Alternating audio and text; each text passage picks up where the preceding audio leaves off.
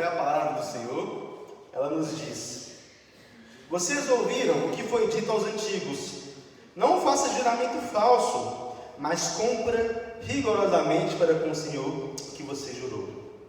Eu, porém, lhes digo: não jurem de modo nenhum, nem pelo céu, por ser o trono de Deus, nem pela terra, por ser o estrado dos seus pés, nem por Jerusalém, por ser a cidade do grande rei.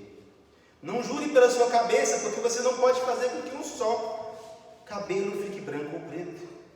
Que a palavra de vocês seja sim, sim e não, não. O que passar disso vem do maligno. Amém? Vamos orar mais uma vez? Ó Pai, que Tua graça esteja conosco essa noite, ó Pai. Que a gente possa ter os nossos ouvidos abertos pelo Teu Santo Espírito, para que possamos entender a santa palavra do Senhor, ó Pai. Que a gente possa ser confrontado hoje por tudo aquilo que nós falamos, pelo modo como nós usamos as palavras levianamente, pelo modo como muitas vezes nós distorcemos a verdade, nós usamos a nossa palavra para fazer mal aos outros, ó Pai. Que a gente possa se arrepender e ter Jesus Cristo como nosso Salvador. Amém. Amém. Meus irmãos, existe uma história, uma anedota que é contada sobre um importante homem da história da igreja chamado Tomás de Aquino. Ele foi um monge da Idade Média e ele era um cara muito compenetrado. Aquele cara que gostava de ficar meditando, que gostava de ficar lá estudando dentro do gabinete dele, né, na salinha dele e tal. E aí, um belo dia, ele tinha essa fama de ser meio bobão, né? Porque só ficava lá estudando. Os outros monges do monastério decidiram fazer uma pegadinha com ele. Eles gritaram: Tomás, vem cá, tem uma vaca voando no céu. E aí então, Tomás de Aquino rapidamente sai correndo para poder ver a vaca voando. Então, o povo começa a rir da cara dele. Como assim, Tomás? Você está tão ingênuo assim, tão boboca que acredita que vacas podem voar? Ele disse: não, eu preferia acreditar que vacas voam do que um cristão ser mentiroso. Percebe? O que essa história de Tomás de Aquino nos leva a refletir é sobre a seriedade que a gente tem que levantar e levar, e o modo como a gente tem que lidar com a verdade. Sobre como a verdade ela tem que ser preciosa para os cristãos. Eu lembro que há um tempo atrás, em uma das últimas eleições que teve para presidente, aquela bagunça toda, na época eu ainda era muito ativo para falar sobre esses temas nas redes sociais, uma pessoa que era amigo meu, muito conhecido meu, né, que era um cristão que a gente deveria considerar maduro, um cara que já tinha muitos anos de crente, ele começou a divulgar várias notícias no seu perfil do Facebook, e uma das notícias era uma das famosas fake news, uma que era bastante esdrúxula, né? E aí eu fui comentar, fui pesquisar na internet, eu gostava de usar aqueles sites de noticiabilidade da notícia, né? E aí mostrei que a notícia era falsa, e esse amigo me disse, esse colega, né, me disse, não importa se a notícia é falsa, o importante é que a gente tem que usar todas as armas para salvar o Brasil. Todas as armas para a gente salvar o Brasil. Perceba bem, é uma pessoa cristã que intencionalmente compartilha uma mentira, compartilha uma notícia que sabe ser falsa por motivos políticos, porque quer ganhar algum ganho ali. Será que isso é certo? Veja bem, gente, a gente está cada vez mais lidando com esse problema na nossa sociedade. Essa história de fake news é uma notícia que politicamente tem incomodado muita gente nos últimos anos. O mundo pós-moderno, né, o mundo de hoje, ele tem um mantra sobre a pouca importância que a verdade tem. A verdade é relativa. A verdade é relativa, a verdade não tem muita escolha, percebe? Então essa discussão sobre fake news, sobre sociedade, sobre guerra de narrativas que a gente tem, vem uma pessoa e fala uma coisa na mídia, aí vem outra e fala exatamente o contrário, e aí a gente fica sem saber até mesmo o que é verdade, o que é mentira. A gente não confia mais muito nos meios de comunicação, mas a gente também não pode confiar muito naquilo que a gente recebe no WhatsApp, e a gente fica assim, o que é verdade, o que é difícil? É uma consequência dessa relativização da verdade. Se a verdade é relativa, se cada um tem a sua própria verdade, no final das contas, a verdade não importa. Mas será que é assim que os cristãos, que são discípulos daquele que é a verdade, devem viver? Será que é assim que os cristãos são chamados a viver nesse mundo? Não é. E o texto de hoje deveria nos fazer refletir sobre isso. Deveria fazer a gente pensar assim como o Tomás de Aquino, né? É impossível pensar num discípulo de Jesus mentir. Veja bem, a gente está aqui nessa sessão do Sermão do Monte, em que a gente está tendo verdades profundas e desafiadoras. Jesus está explorando o verdadeiro sentido dos 10 mandamentos, o verdadeiro sentido da lei. E a cada domingo a gente tem sido confrontado com algum aspecto particular dos nossos pecados, do nosso coração. A gente já confrontou, por exemplo, sobre o assassinato, sobre como, na verdade, o ódio que nós temos, a ira que nós temos pelos outros é também assassinato. Sobre o cuidado que a gente tem que ter com esses sentimentos que a gente tem pelas pessoas. Semana passada a gente falou muito sobre os pecados sexuais e sobre o divórcio. Sobre como Deus nos orienta a realizar o ato sexual apenas dentro do contexto da aliança do casamento. E como muitas vezes a nossa sociedade tem se decaído por causa desses detalhes, né? Por causa da pornografia, por causa do adultério, da poligamia e vários outros pecados que estão cada vez mais escancarados na nossa sociedade. E hoje ele vai nos falar sobre a questão da fala, sobre como nós devemos agir com relação à nossa fala. E Jesus introduz isso aqui justamente falando sobre algo que é comum na nossa vida, que são os juramentos e os votos, não é? O que são votos e juramentos? São compromissos que nós fazemos com a palavra. São coisas que nós dizemos para poder garantir que aquilo que a gente está dizendo é verdade. E votos são promessas que nós fazemos às outras pessoas, não é? E aí, então, Jesus está tratando isso. Aparentemente, parece que Jesus está dizendo que juramentos e votos são algo que nós não devemos fazer em hipótese alguma. Eu primeiro queria tirar, então, essa ideia da cabeça de vocês. O que está sendo proibido aqui não é exatamente qualquer tipo de juramento. Porque, perceba, Jesus, ele faz juramentos. Quando ele está para ser crucificado ali, naquele processo que vai levar à morte dele, o sumo sacerdote pede para que ele jure. Ele diz: eu te conjuro pelo Deus vivo, que nos diga se tu és o Cristo, o Filho de Deus. E Jesus estava em silêncio até aquele momento, mas a partir do momento em que o sumo sacerdote faz com que Jesus jure, né, ele responde, ele diz: tu o dissestes. Como que, sim, eu sou, mas o céu da sua boca. Percebe? Jesus ele responde ao juramento. A própria Bíblia, no Salmo 110, por exemplo, nos diz e nos mostra que o próprio Deus jura. Certo? O próprio Deus faz juramentos. Né? Ele faz juramento messiânico ali no Salmo 110. Então a gente tem o entendimento que juramentos são coisas que são possíveis e que às vezes são importantes.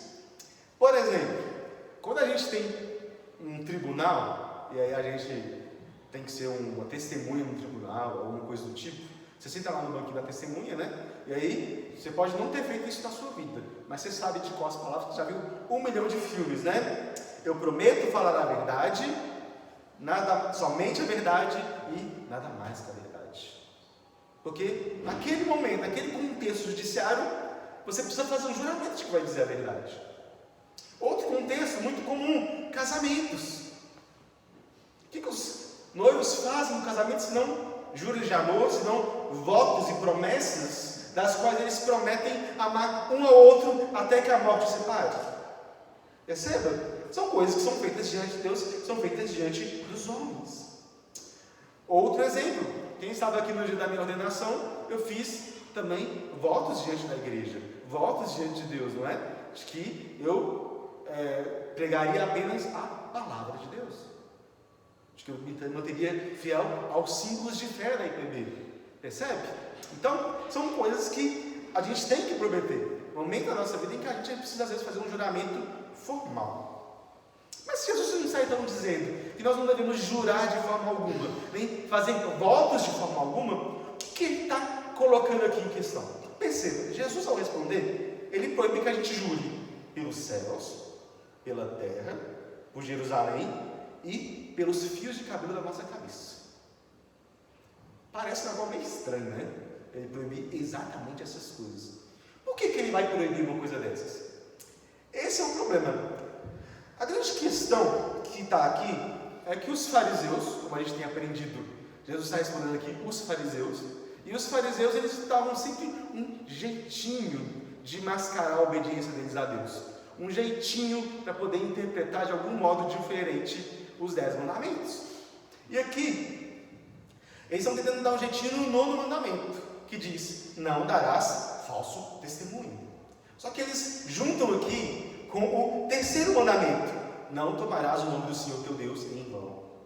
E eles fazem uma mistura para de algum modo dar um jeitinho no 9º mandamento e a mentira ser permitida. Percebe? Vou mostrar isso para vocês. A gente leu aqui um texto que o Rafael colocou para a gente se arrepender diante de nós, né, o texto de Levítico. Existia aqui um versículo 11 e 12 que dizem, não furtem, não mintam, nem usem de falsidade uns para com os outros. Não façam juramentos falsos pelo meu nome, pois vocês estariam profanando o nome do seu Deus. Eu sou o Senhor. Eu percebo que Jesus está dando aqui uma série de pecados relacionados à língua. Não mintam, não usem de falsidade uns para com os outros, não sejam pessoas falsas, não façam juramentos falsos usando o meu nome. Deus está proibindo tudo isso. Só que de alguma coisa, os fariseus foram pegando esse versículo e foram juntando com outras passagens da Bíblia, e aí eles decidiram resumir o mandamento. Como é que eles resumiram? Com a expressão que Jesus coloca aqui.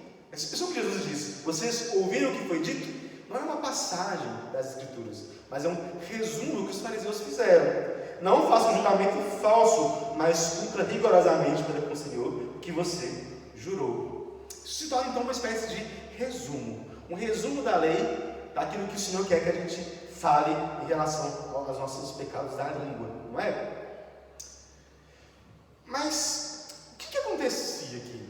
Eles pegavam esse trecho e diziam, e enfatizavam, que o problema era você tomar o nome do Senhor teu Deus em vão. Que era você fazer juramentos usando o nome de Deus.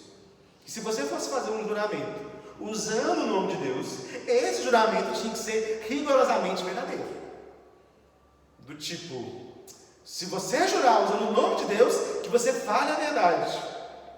Que se você jurar e fazer um voto para Deus, que você cumpre e obedeça. Mas se você fizer pela outra pessoa, então não tem tanto problema, não é? Essa é a ideia que eles estão querendo colocar. A ideia de que os juramentos, os votos, não deveriam ser quebrados somente se fossem feitos para Deus. Mas se for feito diante de outra pessoa, diante de uma outra coisa, a gente pode simplesmente quebrar. Então eles começaram a fazer juramentos falsos, sem a intenção de cumprirem. Eles juravam a Deus pelos céus, pela terra, por Jerusalém, até pelos fios de cabelo que eles tinham. E eles pensavam, uma vez que eu não estou jurando para Deus, então não posso dizer. É aquela coisa, né? Já viu aquelas crianças que jura, faz uma promessa, que aí coloca os dedinhos assim, atrás e faz a promessa, porque ela não está com a intenção de cumprir. Faz a promessa com a intenção de cumprir. E eu acho curioso que a gente também faz isso. A gente tem as expressões, juro por Deus, não é? A gente usa que nem água, né? Às vezes nem é um contexto de juramento sério. Uma pessoa duvida de você, fala, não, mas eu juro por Deus. Eu juro por Deus. Eu vi o povo dançando ali na praça da cidade. Aí tinha um cara lá que estava com o cabelo roxo. É sério isso? Juro por Deus. Juro pela minha mãe. Ou, o que eu acho mais divertido, né? Eu posso cair mortinho aqui agora. Né? Eu juro pela minha própria vida. Eu posso cair mortinho aqui agora. Porque a palavra não tem bastante. Percebe? A gente usa a palavra de jura de maneira muito leviana na nossa cultura. A gente jura por qualquer coisa. A gente fala qualquer coisa. A gente começa a usar Deus, a mãe, a própria vida, os filhos. Qualquer coisa a gente enfia aí no juramento para que as pessoas acreditem em nós. Como se a gente usar o juramento nos desse mais autoridade para falar. Mas o que Jesus está querendo dizer é que isso é hipocrisia da nossa parte. De que a gente fazer isso, a gente começar a fazer esse tipo de juramento a qualquer coisa, é hipocrisia da nossa parte. E é hipocrisia da parte dos fariseus. Vejamos os juramentos que eles colocam, né? O texto diz: não jurem pelos céus, porque os céus são o trono de Deus. Então a pessoa fala assim: não vou jurar por Deus, eu vou jurar pelos céus. Mas a Bíblia nos fala que os céus são o trono de Deus, é a habitação do Altíssimo. Como você pode ousar jurar por aquilo que é o lugar onde Deus habita? Percebe? Aí você pensa: então eu vou jurar pela terra. Mas aí tem um problema. A terra é o estrado dos pés de Deus. Deus está sentado no céu, é Senhor dos céus, mas os seus pés estão repousados na terra. A terra é o lugar onde os seus santos pés estão. Como você pode jurar por algo que é tão sagrado assim e dizer que você não está colocando o nome de Deus? Ah, eu vou jurar por Jerusalém. Mas Jesus diz: Jerusalém é a cidade do grande rei, é a cidade messiânica. Você acha que a cidade onde Deus escolheu para poder fazer a sua história de redenção, para o Messias vir ao mundo, de onde vem fonte e graça para todo mundo, não é um juramento santo? Percebe? Você acha que Deus não está envolvido com isso? Ah, então eu vou jurar pela minha cabeça. Deus sabe cada fio do seu cabelo. Ele controla. Ele controla cada cor do fio. Deus está presente. O que Jesus está nos dizendo aqui, no final das contas, é que cada palavra que a gente diz, não importa por onde você jura, cada palavra que a gente diz é dita diante da presença do Senhor. Você pode não querer jurar por Deus, mas cada palavra que você fala, por definição, tem que ser um juramento. Porque não há nada que você fale que não esteja diante do Senhor. Não existe nada que você possa jurar que Deus não esteja presente ali. Percebe? É isso que Jesus está querendo dizer. Ele está sempre envolvido com as nossas falas. Ele está sempre diante de nós, sempre a nos envolver. E você fazer um juramento para poder mentir por alguma outra coisa, para que você possa simplesmente falar mentira, isso é desonestidade. Você está mascarando ali a sua intenção. Você está jurando com a mão para trás. Percebe? Simular seriedade, estando na verdade com o coração repleto de engano, é errado.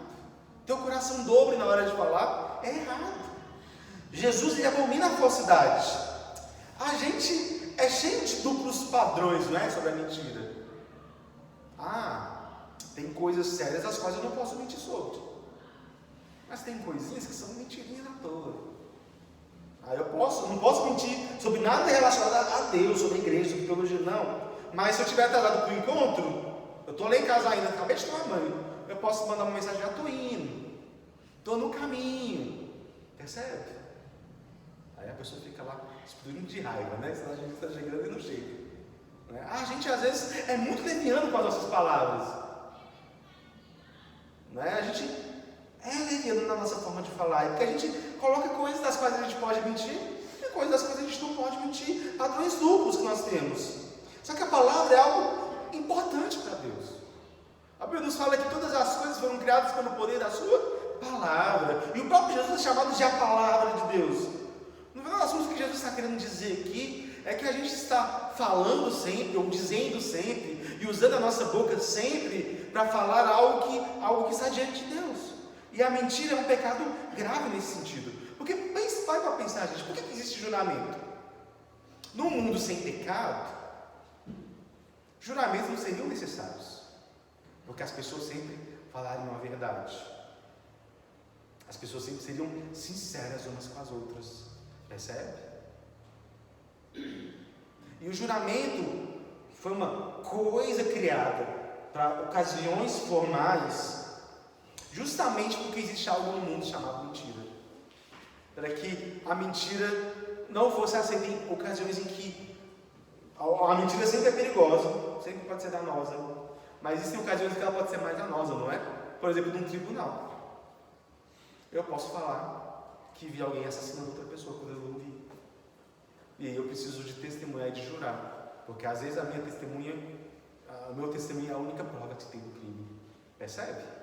Por isso que o juramento é importante. Que ele foi criado justamente para que se pudesse falar a verdade. Um modo para que a verdade prevalecesse. Mas o que os fariseus fizeram? Eles transformaram o juramento, que é um modo de garantir a verdade, como uma espécie de modo de tornar a mentira aceitável. De fazer com que a mentira pudesse ser vivida em nossos mundos. Pudesse ser algo vivenciado. E eles fizeram isso por bem justamente dos juramentos, não é? E é por isso não que Jesus condena o juramento. Não porque ele acha que o juramento é sempre errado. Percebe? Mas porque ele acha que a mentira é pecado, e a mentira que se esconde atrás do juramento é mais pecado ainda. Então ele condena o juramento meio que na intenção de que o cristão entenda que toda palavra que ele diz deveria ser como se fosse um juramento. Deveria ser a verdade. Então Jesus coloca a gente aqui uma outra forma de viver e de falar. Né? Porque a mentira é um pecado terrível. E nós muitas vezes caímos nesse pecado. Como a gente resolve esse problema? Jesus responde. O que a palavra de você seja sim, sim, não, não. O que passar disso vem do maligno. O que isso quer dizer? Sim, sim, não, não. Ora, Jesus está dizendo uma coisa aqui. Aquilo que vocês dizem que é sim, deve significar sim. E quando vocês dizem não, isso tem que significar não. Percebe?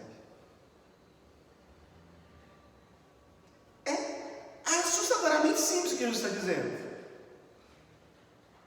Aquilo que vocês, quando vocês dizem sim, é sim que vocês querem dizer. Quando vocês dizem não, é não que vocês querem dizer.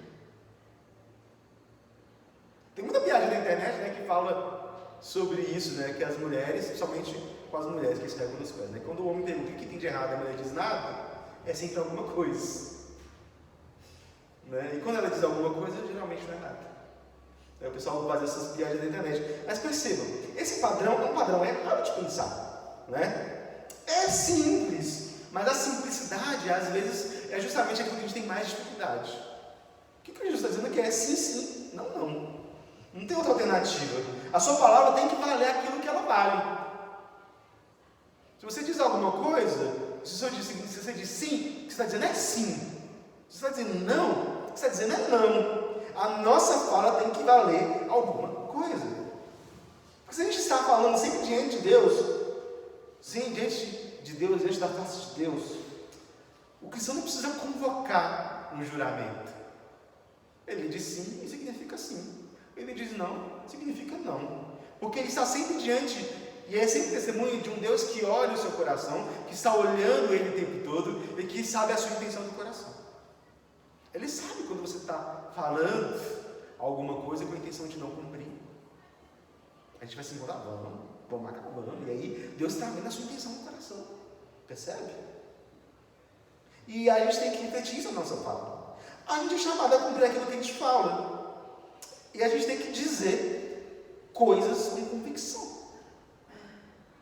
Então vocês falam, não sabe? Eu não sei. Não é pecado você falar, eu não sei. E é muito curioso, porque eu acho que esse é um pecado. Não é um pecado no mundo todo, né? Mas eu acho que nós mineiros temos uma forma peculiar desse pecado. A gente não sabe dizer não. Mineiro não sabe dizer não. Você quer comprar? Você não consegue dizer não para a pessoa, né? Só rude. Eu tinha um amigo meu, do Gabriel, o pastor Gabriel, né? Que era um cara que trabalhava lá na Jocum, ele era francês. E ele falava não na nossa cara. A gente pedia alguma coisa, né? A gente tinha um projeto missionário lá com as crianças da favela ali, que a Jocum era, né? Aí eu pedi alguma coisa, ele, não. Posso fazer isso? Não. Eu não tinha nenhuma vergonha de dizer não, eu ficava assim, até quase chocado, meio rude. Porque, como é que a gente falaria? Vamos ver, né? Talvez, vamos conversar depois, a gente enrola o problema. Porque a gente não gosta de confronto. O mineiro não gosta de confronto, o mineiro não gosta de falar não. O mineiro não gosta de ser mal educado. Alguns até são, mas não isso. A gente não gosta, a gente tem um trauma e a gente acha que a gente dizer não para as pessoas é útil. A gente diz, Mas é isso, a gente tem que dizer a verdade. Percebe? As mães também têm outro jeito peculiar desse pecado, né? Em vez de, mamãe, posso comprar aquilo ali? Na volta a gente compra, meu filho. A gente já foi tão tapeado com isso, né? Na volta a gente compra. É só falar, não posso comprar, não temos dinheiro para isso. Percebe? Quando eu juntar dinheiro, eu compro. Se você for comprar mesmo. Então, o pessoal sempre diz como é que muitas vezes essas mentiras afetam a autoestima das crianças, né? A confiança das crianças. Porque muitas vezes elas crescem desvalorizando a verdade. Quando a mãe dela fala assim, na volta eu compro e na volta não compra, o que ela aprende com isso? Minha mãe é uma mentirosa. Não posso confiar mais na palavra dela. Ou então de que é aceitável falar esse tipo de mentira. Percebe? A gente tem que cumprir aquilo que a gente promete. Né? Ainda com criação de filhos, como é que isso é importante, né? Se você diz, filho, se você, sei lá, não catar seus brinquedos de novo, eu vou te deixar de castigo. Vai ficar uma semana sem videogame. Aí a mãe vai lá, o menino faz, a mãe vai lá e deixa o menino jogar videogame. O que isso ensina para a criança? Não tem palavra, não tem consequência dos meus dados, percebe? A palavra tem que valer alguma coisa até na educação dos filhos, na educação das crianças. Né? A nossa palavra tem que valer alguma coisa. Isso é importante. E a gente tem que entender que nós, cristãos, temos que ser sinceros. Mas tem algo que a gente precisa entender aqui também. Né? Isso não quer dizer que você tem que responder todas as perguntas que as pessoas te fazem. O que eu quero dizer com isso? Né? Porque tem gente que vai usar isso para poder tentar, às vezes, extrair um segredo seu, contar que você conte, fazer uma pergunta que a resposta é uma coisa que você não quer que a pessoa saiba, porque é uma coisa de foro íntimo. E tem gente que maldosamente tenta se aproximar de você e fazer perguntas para que você conte alguma coisa que na verdade você não está muito afim, ou às vezes alguma coisa que te machuca, que você não quer falar naquilo. O que você faz? Como é que você responde isso? Simples. Você não fala, você diz, é um assunto privado, percebe? Não é mal educado você dizer, eu não quero te responder isso. É errado você mentir. Não é errado você dizer, eu não quero te responder isso, eu não acho legal você me perguntar essas coisas, isso não tem nada a ver com você, percebe? São respostas que a gente tem que naturalizar. Dizendo só, não é da sua conta. Isso não é mal educado, percebe? A gente acha que é mal educado, mas não é. Né? Isso quer dizer também que a gente não tem que sair correndo atrás das pessoas também, querendo saber coisas que não são da nossa conta. Percebe? Quem sabe o segredo dos outros ou dominar os outros. A gente tem que ter isso na nossa mente. Outro ponto importante também, gente, é que a gente tem que falar somente a verdade, certo? Mas a gente também tem que ter cuidado com a forma como a gente fala a verdade. Porque, perceba, não dá falso testemunho. O elemento disso na nossa língua, no Antigo Testamento, é que os pecados da palavra não são apenas a mentira, mas todos os pecados da língua. Fofoca, difamação, calúnia. E muitas vezes a gente pode usar a verdade para fazer um mal a alguém. A gente pode usar a verdade com o objetivo de promover o mal, de atrapalhar as pessoas. Né? Imagine se eu chegasse com o Rafael que fez o culto, nossa, muito bom que o Rafael fez a liturgia hoje, né? Muito bom, porque ele estava sóbrio. Eu falei a verdade, não falei? Na minha verdade foi maldosa, porque ele está sempre sóbrio, não é? Eu nunca vi o Rafael fazer liturgia bêbado, graças a Deus, né? E é uma verdade. Mas eu falo isso de uma maneira enganosa, por quê? Porque eu estou distorcendo a verdade. Né? Então a gente tem que tomar cuidado com a modo como a gente usa. Ou então a modo como a gente usa às vezes a verdade para poder humilhar as pessoas, né? Tem gente que a pessoa está lá toda se sentindo, a pessoa está com a autoestima lá em cima, né? Com a roupa bonitinha, que ela comprou e tal, aí você acha brega. Aí você chega na pessoa, nossa, você está brega, hein? Tem necessidade? Ou então você está feio, você está gordo. Percebe? É uma falta de noção imensa. Você está falando aquilo só para poder ferir a pessoa. Pode ser verdade, pode ser sua opinião verdadeira. Mas ainda assim você não precisa ferir aquela pessoa. machucar aquela pessoa com a sua opinião não solicitada. Percebe? Todas essas coisas são nocivas e a gente precisa entender que a gente tem que zelar pela reputação das outras pessoas. Não dar falso testemunho é também a gente zelar pela reputação das pessoas. É o que eu sempre digo. Você não tem nada de bom para dizer daquela pessoa? Não diga nada. Percebe? Se não tem nada de bom, não diga nada. Se você não consegue tecer elogio, se você não consegue, não fala. É melhor você ficar calado. Você não precisa difamar as pessoas. Aconteceu uma coisa vergonhosa com alguém e a pessoa não está sabendo, a pessoa não precisa continuar. O mundo da pessoa não vai mudar se ela não continuar sabendo. Percebe? A gente vive numa cultura fofoqueira.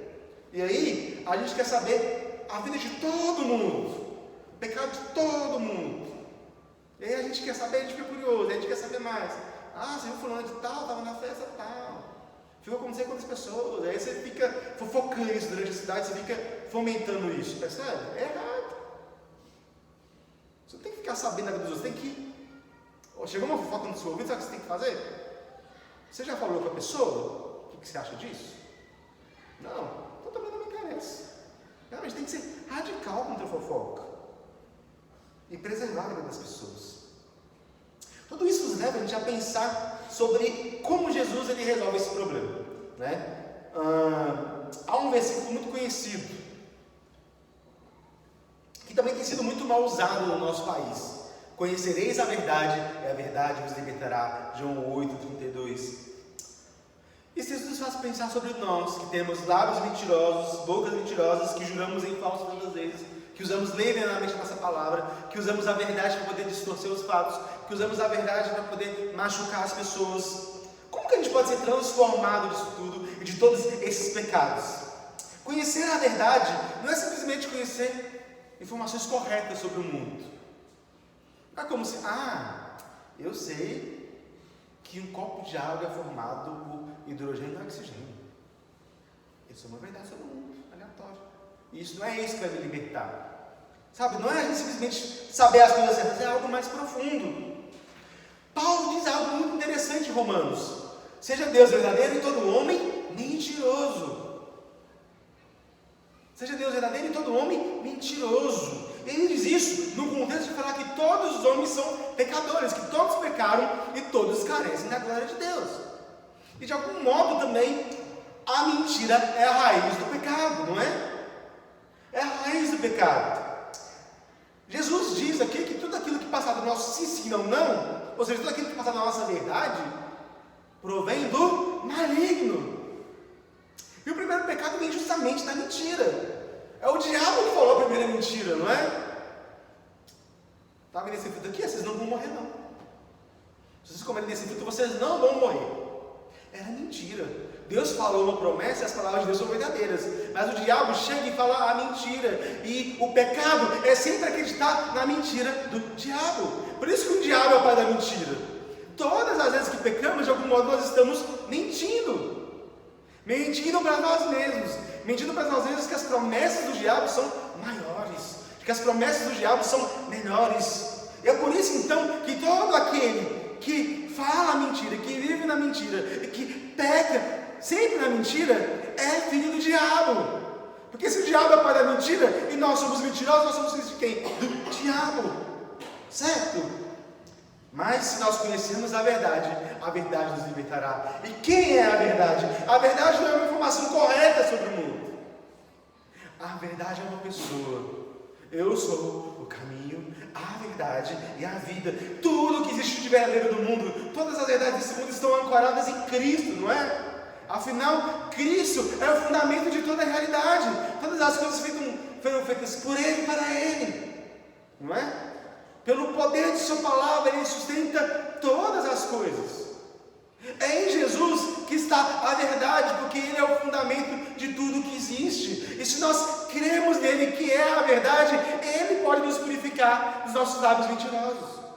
Porque na cruz, a verdade em carne e osso foi crucificada pelas nossas mentiras.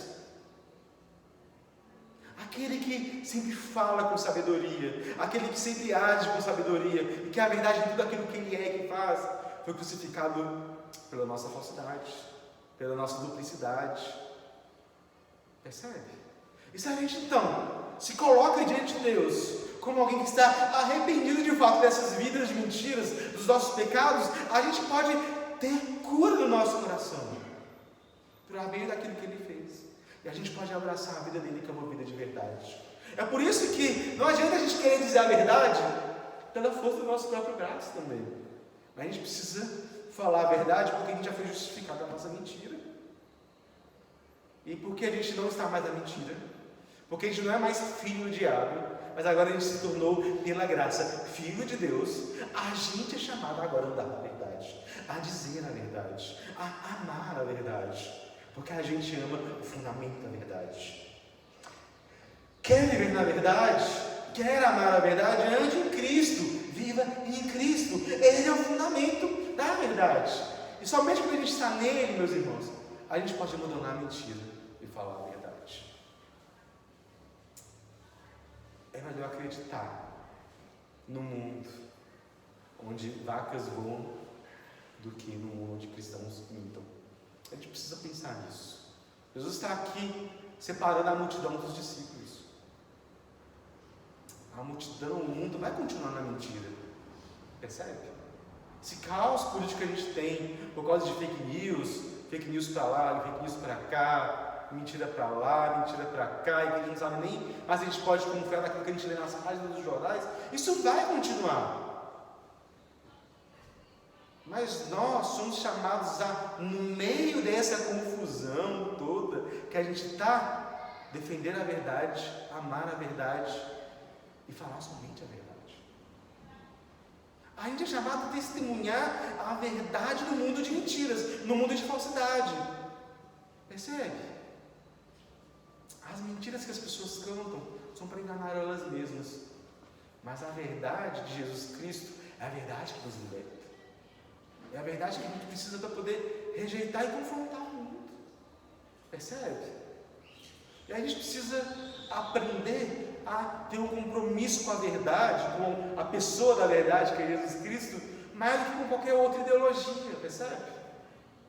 Aquele irmãozinho que eu falei aqui do início estava comprometido não com Jesus, estava comprometido com a ideologia do partido dele, do candidato dele.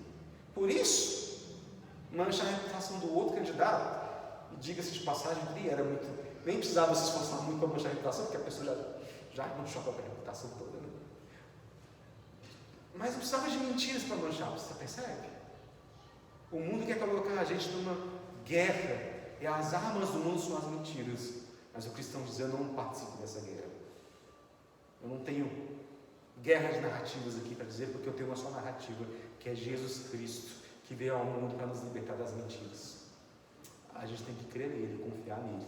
Amém? Oremos então, meus irmãos, para a gente se arrepender, né, desse pecado, se arrepender de tudo isso. Ó Deus, nós estamos aqui diante do Senhor, ó Pai. Nós estamos aqui na terra, que é o estrado dos teus pés, contemplando os céus, ó Pai, que é o teu trono, com nossos corações voltados no teu Filho Jesus, que é a verdade. Ó Deus, que o Senhor nos perdoe, ó Pai, pelos nossos lábios mentirosos, pelas mentiras que contamos, pela forma como nós levianamente usamos a verdade, como nós levianamente juramos e prestamos juramentos, como nós levianamente, ó Pai, usamos nossa boca. Que a gente possa entender sempre que nós estamos diante do Senhor, diante da face do Senhor, ó Pai, e que a gente possa ter o nosso coração voltado para a verdade. Que aquilo que a gente diga para as pessoas seja verdadeiro. Que aquilo que a gente diz para o Senhor em oração seja verdadeiro, ó Pai. Que haja sinceridade em nós. Que a gente possa aprender a odiar a mentira, a abominar a falsidade. Que a gente possa zelar pela reputação do nosso próximo, ó Pai. Que a gente não fique aí fofocando pelos cantos, mas para que a gente possa ver a graça do Senhor que nos alcançou por meio da verdade. Ó Deus, que nós possamos ser crucificados no nosso eu, Jesus, que eu te oro e te agradeço, Pai.